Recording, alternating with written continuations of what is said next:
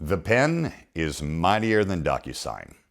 There are a number of ways that confirmation bias works its way into our daily life.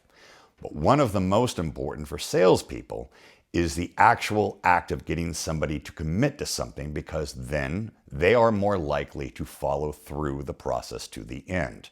And this is where the pen becomes the biggest weapon or your biggest tool as compared to something easier like a digital signing program.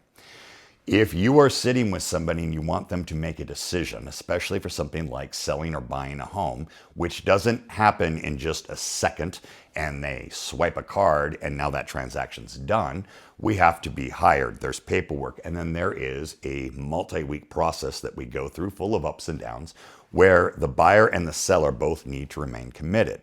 What is the best way to make sure all parties stay in commitment? Have them sign documentation in pen. There's a couple of advantages. One is by actually mechanically signing something in ink that's not erasable, it subconsciously makes them more likely to follow that process all the way through because they're committed. And once somebody's committed to something, they will find more reasons to continue with the commitment than they will to break the commitment. This is the same thing that happens with wedding rings. It is not to scare off single parties of the opposite sex.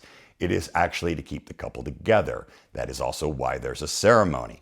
It is sales, ladies and gentlemen. Sometimes it works better than others, but nonetheless. The other thing that is wonderful about sitting with somebody and having them sign in pen is that you can actually explain what is happening and what they're signing to them. You will notice that when you have people sign large amounts of documents that may or may not have different kinds of binding agreements in them, they often skim through and click the mouse to simply sign where you've indicated it's required.